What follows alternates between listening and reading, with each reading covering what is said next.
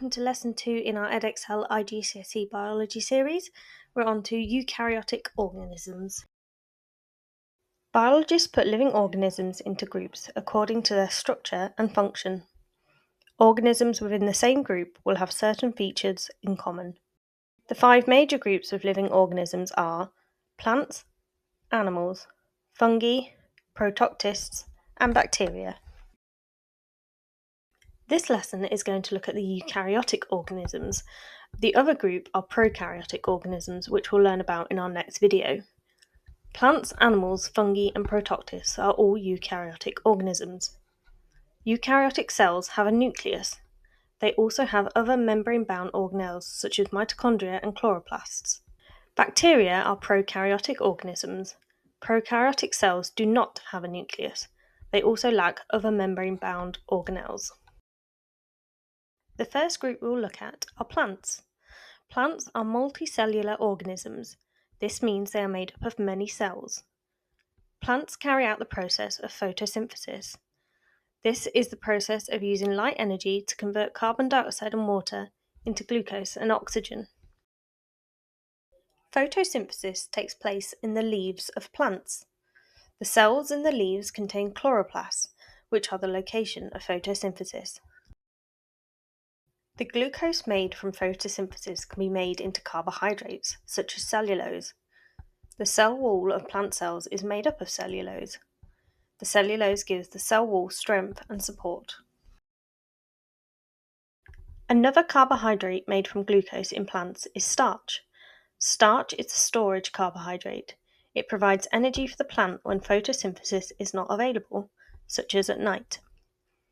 The sugar, sucrose, is made in plants. Sucrose is transported around the plant and is its main source of energy for growth and development. The next group we'll look at are animals. Like plants, animals are multicellular too. Within the animal kingdom, there are vertebrates and invertebrates. Vertebrates have a vertebral column. Invertebrates do not have a vertebral column.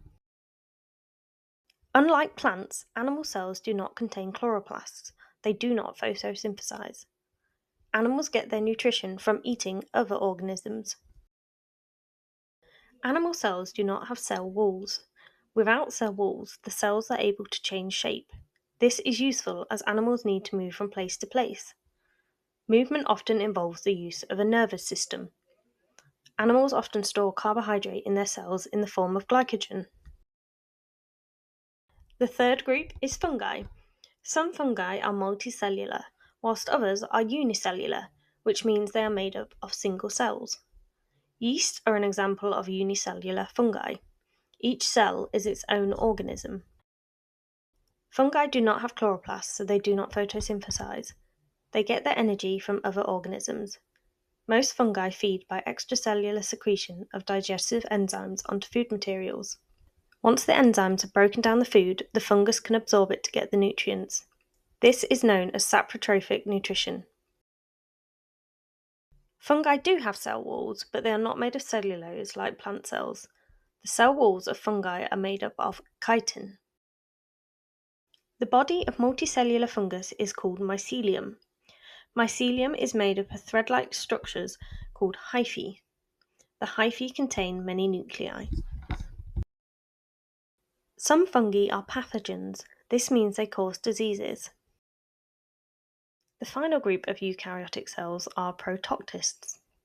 Protoctists are microscopic single-celled organisms.